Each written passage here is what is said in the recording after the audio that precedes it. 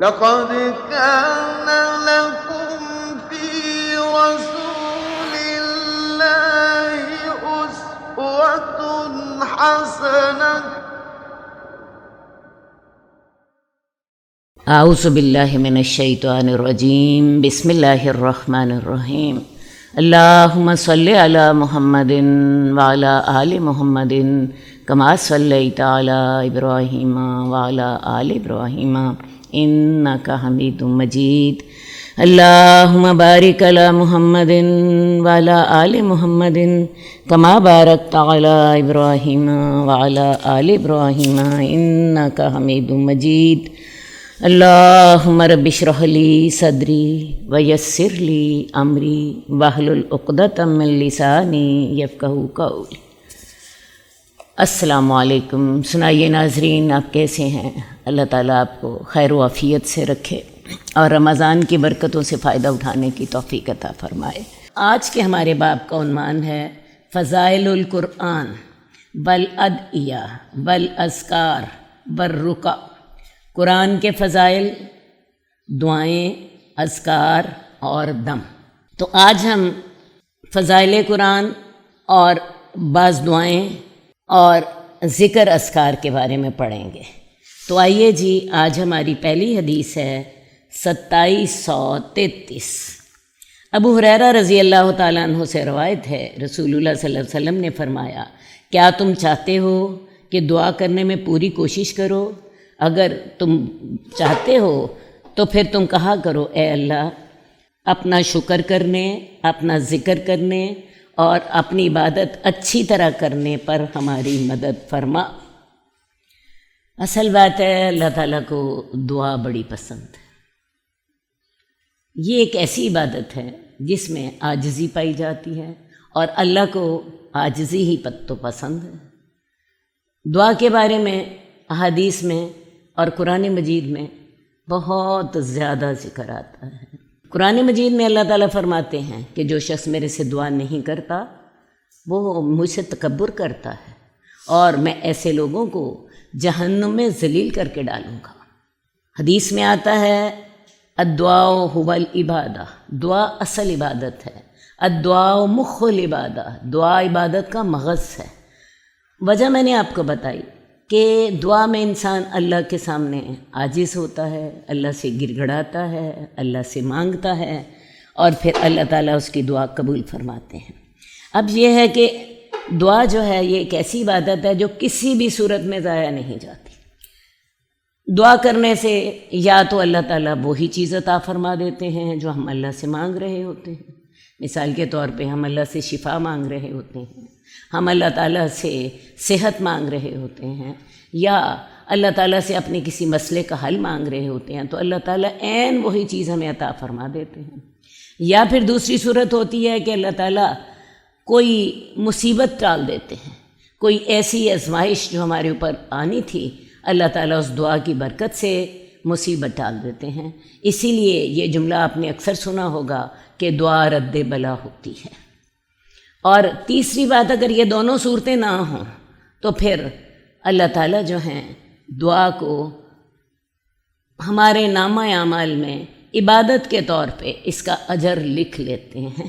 اور ایک حدیث میں آتا ہے قیامت والے دن جب انسان اپنی قبول نہ ہونے والی دعاؤں کو اجر دیکھے گا تو وہ تمنا کرے گا کہ ہائے کاش میری کوئی دعا بھی نہ قبول ہوتی اور سب کا ہی اجر آج مجھے میرے نامہ اعمال میں لکھا ہوا مل جاتا۔ اب اس حدیث میں ہمیں کون سی دعا سکھائی گئی ہے؟ اللہم اعنا علی ذکرک علی شکرک و ذکرک و حسن عبادتک۔ اللہ ہمیں اپنا شکر کرنے کی توفیق دے، ہمیں اپنا ذکر کرنے کی توفیق دے، اور ہمیں اپنی عبادت دل لگا کر کرنے کی توفیق دے۔ تو دعا جب بھی کریں پورے یقین اور ایمان کے ساتھ کریں۔ اللہ کا وعدہ ہے وَإِذَا سَأَلَكَ عِبَادِي أَنِّي فَإِنِّي قَرِيب۔ جب میرے بندے میرے بارے میں اے نبی تجھ سے پوچھیں کہ وہ دعا کیسے کریں تو ان سے کہہ دو انی قریب، میں قریب ہوں، اجیبو دعوت الداعی اذا دعانی، میں دعا کرنے والے کی دعا کو قبول کرتا ہوں جب وہ مجھ سے دعا کرتا ہے۔ تو جب اللہ تعالیٰ نے خود اس چیز کا وعدہ کر لیا، جب اللہ تعالیٰ نے خود ذمہ داری لے لی کہ جب کسی بندے نے میرے سے دعا کی تو میں اس کی دعا کو قبول کرتا ہوں، تو پھر فکر کس بات کا؟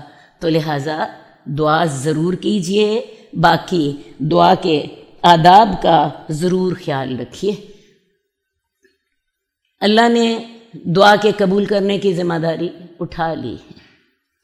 دعا پوری یقین اور توجہ سے کیجیے۔ دعا کے آداب آگے انشاءاللہ تعالی ہم پڑھتے چلے جائیں گے۔ حدیث نمبر 2734، خزامہ بن ثابت کہتے ہیں کہ رسول اللہ صلی اللہ علیہ وسلم نے فرمایا، مظلوم کی دعا سے بچو کیونکہ اسے بادلوں پر اٹھا لیا جاتا ہے، یعنی وہ فوراً قبول ہو جاتی ہے۔ اللہ رب العزت فرماتے ہیں، میری عزت کی قسم، میرے جلال کی قسم، میں تیری مدد ضرور کروں گا، اگرچہ میں کچھ وقت کے بعد ہی کروں۔ مظلوم خواہ وہ مسلمان ہو یا غیر مسلم ہو، اس کی دعا ضرور قبول ہوتی ہے۔ اگر ہم لوگوں سے نیکی نہیں کر سکتے تو کم از کم ان کے ساتھ ظلم والا رویہ بھی اختیار نہ کریں۔ ایسا نہ ہو کہ وہ ہمارے لیے بد دعا کرنے لگ پڑیں۔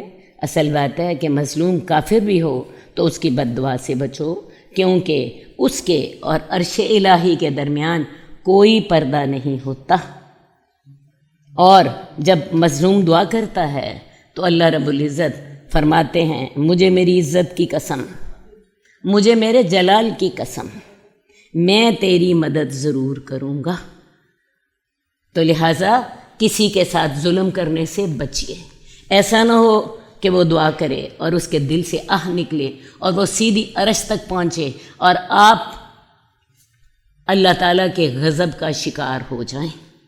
حدیث نمبر 2737، حضرت ابو ہریرہ رضی اللہ تعالیٰ عنہ فرماتے ہیں کہ رسول اللہ صلی اللہ علیہ وسلم نے فرمایا، جمع ہو جاؤ، میں تم پر 1/3 قرآن کی تلاوت کرنے لگا ہوں۔ جمع ہونے والے جمع ہو گئے۔ رسول اللہ صلی اللہ علیہ وسلم تشریف لائے اور قل هو اللہ احد سورہ اخلاص کی تلاوت کر کے واپس تشریف لے گئے۔ ہم آپس میں ایک دوسرے کو کہنے لگے، ایسا لگتا ہے کہ آسمان سے کوئی نئی وحی آئی ہے جس نے آپ کو گھر میں داخل کر دیا ہے۔ پھر رسول اللہ صلی اللہ علیہ وسلم تشریف لائے اور فرمایا، میں نے تمہیں کہا تھا کہ میں تم پر 1/3 قرآن کی تلاوت کروں گا، آگاہ ہو جاؤ، خبردار۔ سورہ اخلاص 1/3 قرآن کے برابر ہے۔ یعنی بات کیا ہوگی؟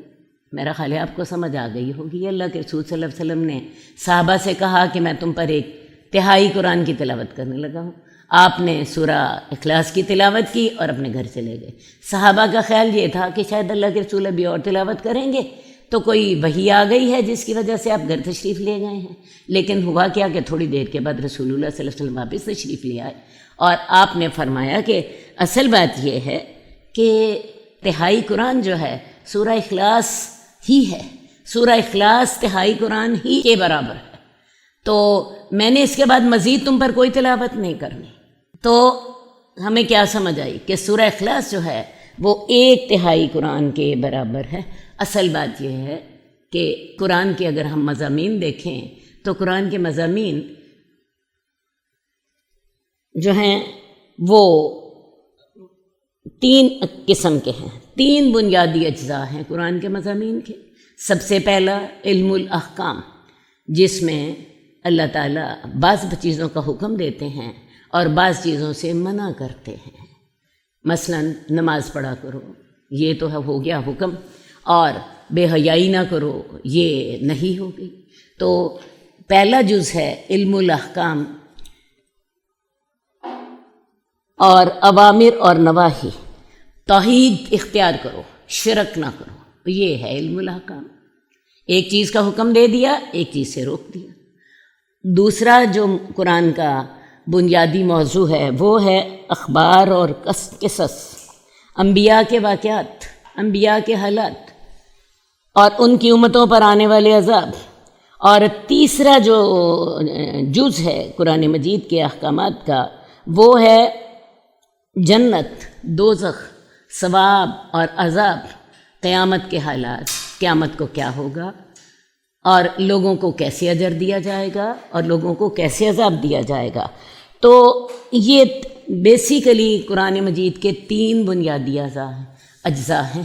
ان 3 بنیادی اجزاء میں سے سب سے جو اہم جز ہے، جو علم الاحکام کا پہلا جز ہے، وہ ہے توحید۔ تو توحید کے تقاضے، توحید کی قسمیں، شرک کی تردید، شرک کی اقسام، یہ تمام قرآن مجید کی 1/3 ان باتوں پر مشتمل ہے۔ اور ویسے اگر آپ غور کریں تو قرآن سارے کا سارا توحید پر ہی مشتمل ہے۔ اگر قرآن کے لیے ایک ہی لفظ متبادل اختیار کرنا ہو تو وہ ہے توحید، کیونکہ جو انبیاء کے واقعات ہیں وہ بھی کس لیے واقع ہوئے؟ لوگوں نے توحید کا انکار کیا تھا۔ اوامر و نواہی کس لیے ہیں؟ اللہ نے احکامات دیے ہیں۔ جنت دوزخ کس لیے ہیں؟ جنہوں نے توحید کا انکار کیا، شیطان کو اپنا ساتھی بنایا، وہ دوزخ میں جائیں گے، اور جنہوں نے توحید پر عمل کیا وہ جنت میں جائیں گے۔ تو اگر آپ دیکھیں تو قرآن سارے کا سارا توحید ہے۔ تو لہٰذا جو سورہ اخلاص ہے اس میں توحید کے بارے میں کلیئرلی بتایا گیا ہے۔ قل هو اللہ احد اللہ الصمد لم یلد ولم یولد ولم یکن لہ کفوا احد۔ اسی لیے سورہ اخلاص جو ہے وہ قرآن کے 1/3 کے برابر ہے۔ آپ اسے 3 دفعہ پڑھیں، آپ کو پورے قرآن مجید کی تلاوت کا ثواب ملتا ہے۔ اسی طرح بعض اور صورتوں کے بارے میں بھی رسول اللہ صلی اللہ علیہ وسلم نے فرمایا۔ سورہ کافرون جو ہے، قل یا ایھا الکافرون، یہ قرآن مجید کی 1/4 کے برابر ہے۔ سورہ زلزال جو ہے یہ بھی قرآن مجید کی 1/4 کے برابر ہے۔ تو اصل بات یہ ہے کہ ان کے جو موضوعات ہیں ان کی وجہ سے ان کو یہ اہمیت ملتی ہے۔ حدیث نمبر 2739 حضرت انس بن مالک سے روایت ہے، رسول اللہ صلی اللہ علیہ وآلہ وسلم نے فرمایا، جب تجھے تکلیف ہو تو اپنا ہاتھ تکلیف والی جگہ پہ رکھو اور یہ دعا پڑھو، اعوذ بعزت اللہ و قدرتہ من شر ما اجد من وجہ ھذا۔ جب تمہیں تکلیف ہو تو اپنا ہاتھ تکلیف والی جگہ پہ رکھو اور یہ دعا پڑھو، میں اللہ کے نام کے ساتھ اللہ تعالیٰ کی عزت اور قدرت کی پناہ میں آتا ہوں اس تکلیف سے جس کو میں محسوس کر رہا ہوں۔ پھر وہ اپنا ہاتھ اٹھا لے اور یہ عمل وتر دفعہ کرے۔ وتر سے کیا مراد؟ 3 دفعہ یہ دعا پڑھے، 5 دفعہ پڑھے، 7 دفعہ پڑھے، اللہ تعالیٰ اس کو شفا دے دیں گے۔ تو اصل بات یہ ہے کہ اللہ تعالیٰ نے ہمیں بہت سی ایسی دعائیں بتائی ہیں جن کے ساتھ ہماری جسمانی یا روحانی تکالیف جو ہیں وہ دور ہو جاتی ہیں۔ آپ کو درد ہو رہی ہے، آپ کی جسمانی تکلیف ہے، آپ یہ والی دعا پڑھیے، اعوذ بعزت اللہ و قدرتہ من شر ما اجد من وجع ھذا۔ ایک اور جگہ پہ من شر ما اجد و احاذر کے بھی لفظ آتے ہیں۔ اس کے علاوہ سورہ فاتحہ کا نام ہی سورۃ الشفا ہے۔ سورۃ الشفا جو ہے یہ سانپ کے کاٹے کا بھی علاج ہے۔ معوذتین رسول اللہ صلی اللہ علیہ وسلم نے اس وقت پڑھے جب کہ ایک بچھو نے آپ کو نماز میں کاٹ لیا اور اللہ تعالیٰ نے آپ کو شفا دے دی۔ یہ تو تھیں جسمانی تکالیف۔ اب روحانی تکلیف کے وقت آپ کا دل بہت ہی پریشان ہے، آپ کسی بات سے زیادہ ہی پریشان ہو رہے ہیں، تو اس وقت رسول اللہ صلی اللہ علیہ وسلم یہ دعا پڑھتے، اللہ اللہ ربی لا اشرک بہ شیئا۔ یہاں بھی توحید ہی کا اعلان ہو رہا ہے۔ اصل بات ہے عقیدہ ہمارا کیا ہے؟ سب کچھ اللہ کے اختیار میں ہے، وہ جب چاہتا ہے ہمیں شفا دے دیتا ہے، اور جب اس کی طرف سے حکم ہوتا ہے تمام تکلیفیں ختم ہو جاتی ہیں۔ تو اللہ کے رسول صلی اللہ علیہ وسلم شدید پریشانی کی حالت میں یہ دعا پڑھتے، یہ دعا یاد کر لیجئے، میں آپ کے سامنے پھر دہرا دیتی ہوں، اللہ اللہ ربی لا اشرک بہ شیئا۔ اسی طرح ایک اور دعا جو شدید پریشانی کی حالت میں پڑھی جا سکتی ہے وہ ہے لا الہ الا انت سبحانک انی کنت من الظالمین۔ آپ کو پتہ ہے یہ وہ دعا ہے جو حضرت یونس علیہ السلام نے تب پڑھی تھی جب حضرت یونس علیہ السلام کو مچھلی کے پیٹ میں قید کر دیا گیا تھا۔ آپ اندازہ کر سکتی ہیں کہ مچھلی کے پیٹ میں جب آپ قید ہوں گے تو کتنے برے حالات میں ہوں گے۔ مچھلی کے پیٹ کے جو کانٹے آپ کو چبھ رہے ہوں گے، آپ کا سارا جسم لہو لہان ہوگا، اور وہاں پہ اندھیرا ہے، وہاں پہ کچھ کھانے کو نہیں ہے، کچھ پینے کو نہیں ہے، اور آپ سوچ کے اندازہ لگا سکتی ہیں کہ آپ کتنے مشکل حالات میں ہوں گے۔ تو اس وقت اللہ تعالیٰ نے آپ کو یہ دعا سکھائی تھی، لا الہ الا انت سبحانک انی کنت من الظالمین۔ حضرت یونس نے یہ دعا 40 دن پڑھی ہے تو اللہ تعالیٰ نے آپ کو مچھلی کے پیٹ سے رہا کر دیا۔ تو یہ دعا جو ہے یہ بھی بڑی اکثیر ہے کسی بھی مشکل کے لیے، کسی بھی مصیبت کے لیے۔ حدیث نمبر 2741، حضرت ابو ہریرہ سے روایت ہے، رسول اللہ صلی اللہ علیہ وسلم نے فرمایا، جب تم صبح کرو تو کہو اے اللہ تیری قدرت سے ہم نے صبح کی اور تیری قدرت سے ہم نے شام کی، اور تیری قدرت سے ہی ہم مریں گے اور ہمیں تیرے پاس ہی اکٹھا ہونا ہے۔ اور جب تم شام کرو تو کہو تیری قدرت سے ہم نے شام کی اور صبح کی، اور تیری قدرت سے ہی ہم جی رہے ہیں اور تیری قدرت سے ہی ہم مریں گے۔ تو لہٰذا صبح اور شام میں بھی دعائیں کیجئے۔ صبح اور شام کی جو دعا ہے، الحمدللہ الذی احیانا بعدما اماتنا والیہ النشور، یہ تو بالکل وہ دعا ہے جب آپ صبح ہوتے ہی جاگتے ہی پڑھتے ہیں۔ جاگے سب سے پہلے آپ نے یہ دعا پڑھنی ہے، الحمدللہ الذی احیانا بعدما اماتنا والیہ النشور۔ تمام تعریفیں اس اللہ کے لیے ہیں جس نے ہمیں ہماری موت کے بعد زندہ کر دیا اور اسی کی طرف ہمیں دوبارہ اکٹھے ہونا ہے۔ یہ جو نیند ہوتی ہے یہ موت کی بہن ہوتی ہے۔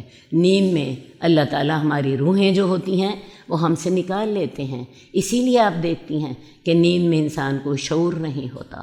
باقی اللہ تعالیٰ جس کو زندگی دینا چاہتے ہیں اس کی روح اس کو واپس کر دیتے ہیں، اور بہت سے لوگ ایسے ہوتے ہیں جن کی نیند میں ہی وفات ہو جاتی ہے۔ تو یہ دعا آپ نے پڑھنی ہے جب آپ صبح جاگیں تو سب سے پہلے، اور دوسری بات اس کے بعد یہ دعا کیجیے، اللہم بک اصبحنا و بک امسینا و بک نحیا و بک نموت و الیک النشور۔ ترجمہ میں آپ کو ان کا پہلے بتا چکی ہوں۔ اس کے علاوہ آپ کو کوئی مشکل ہو، کوئی تکلیف ہو تو پھر یہ دعا پڑھیے، اعوذ بکلمات اللہ التامات من غضبہ وعقابہ ومن شر عبادہ ومن ہمزات الشیاطین ما یحضرون۔ اللہ میں تیرے کامل کلمات کی پناہ لیتی ہوں تیرے غضب سے، تیرے عذاب سے، اور تیرے بندوں کے شر سے، اور اللہ شیاطین کے شر سے، اور یہ کہ وہ میرے پاس آئیں۔ اب یہ دیکھیے یہ دعا کتنی جامع ہے۔ کوئی بھی مصیبت آپ کو آ جاتی ہے، اللہ کی ناراضگی آپ پر ہے، اللہ کے بندے آپ پہ ظلم کر رہے ہیں، کوئی شیطان، جن یا اسیب آپ کو تنگ کر رہے ہیں، یہ دعا ان تمام کے لیے کافی ہے۔ میں اس کو دوبارہ دہراتی ہوں، ان دعاؤں کو کوشش کریں، یاد کر لیں۔ ان کو 4 دفعہ دہرائیں گے، 5ویں دفعہ آپ کو یاد ہو جائے گی۔ اعوذ بکلمات اللہ التامات من غضبہ وعقابہ ومن شر عبادہ ومن ہمزات الشیاطین وان یحضرون۔ اور پھر شام کے وقت آپ یہ دعا کیجئے، اللہم بک امسینا و بک نحیا و بک نموت و الیک المصیر۔ اللہ تیری مدد کے ساتھ ہی، تیری دی ہوئی زندگی کے ساتھ ہی ہم شام کرتے ہیں، اور تیری دی ہوئی زندگی کے ساتھ ہی ہم زندہ رہتے ہیں، اور اللہ تعالیٰ ہم نے تیری طرف ہی لوٹ کر آنا ہے۔ یہ دعائیں جو ہوتی ہیں یہ انسان کے دل میں ہر وقت موت کا ذکر ڈالتی رہتی ہیں۔ انسان کو اپنی موت یاد آتی رہتی ہے، اور بہترین آدمی وہی ہوتا ہے جو اپنی موت کو ہر وقت یاد رکھے، اور بدترین آدمی وہ ہے جو اپنی موت کو بھول جائے اور زندگی اس طرح گزارے جیسے کبھی موت آنی ہی نہیں ہے۔ اصل بات ہے موت کا تصور جو ہے وہ انسان کی زندگی میں اتنی زیادہ تبدیلی لاتا ہے کہ آپ جو کہ آپ سوچ بھی نہیں سکتے۔ حدیث نمبر 2742، سیدنا محمد بن منقدر کہتے ہیں کہ ایک آدمی رسول اللہ صلی اللہ علیہ وسلم کے پاس آیا اور ان ہولناکیوں اور گھبراہٹوں کا شکوہ کیا جو وہ خواب میں دیکھتا تھا، یعنی وہ خواب میں بڑی بری طرح ڈر جاتا تھا۔ آپ نے فرمایا جب تو اپنے بستر پر لیٹ تو پڑھا کرو قل اعوذ بکلمات اللہ التامات من غضبہ وعقابہ ومن شر عبادہ ومن ہمزات الشیاطین وان یحضرون۔ تو اوپر تو ہم نے پڑھی تھیں صبح اور شام کی دعائیں، اب ہم پڑھ رہے ہیں سونے اور جاگنے کی دعائیں۔ تو سونے کی دعا کیا ہے؟ الحمدللہ الذی احیانا بعد ما اماتنا والیہ النشور۔ سب تعریفیں اس اللہ کے لیے ہیں جس نے ہمیں زندہ کیا حالانکہ ہم مر چکے تھے، اور اسی کی طرف ہمیں لوٹ کر آنا ہے۔ برے خواب آتے ہوں تو پھر یہ دعا پڑھیے اعوذ بکلمات اللہ التامات من غضبہ وعقابہ ومن شر عبادہ ومن ہمزات الشیاطین۔ سوتے وقت کی کچھ اور دعائیں،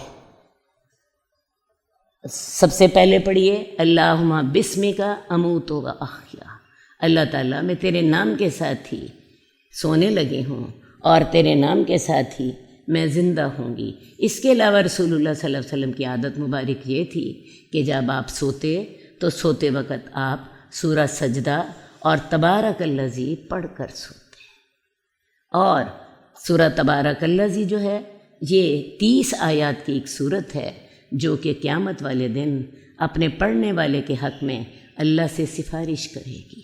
دوسری بات ہے سورہ ملک کے پڑھنے سے، یہی جو سورہ تبارک الذی ہے اسی کا نام سورہ ملک ہے، یہ اس کے ساتھ قبر کے عذاب سے نجات ملتی ہے۔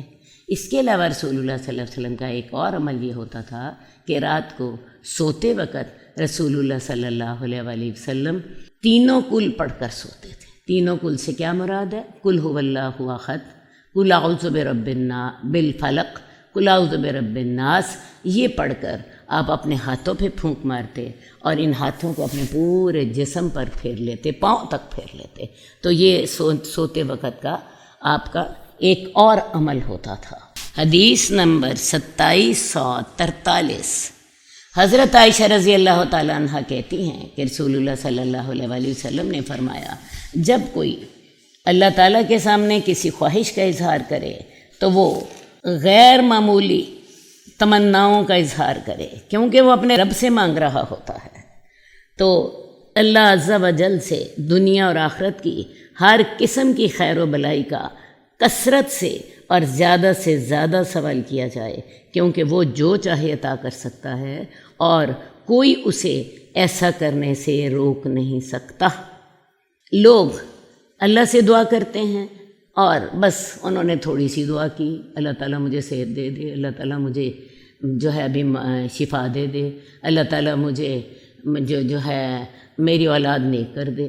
بات یہ ہے اللہ سے مانگیں، اللہ سے زیادہ مانگیں، کیونکہ وہ ہر چیز دینے پر قادر ہے اور اسے اس سے کوئی نہیں روک سکتا۔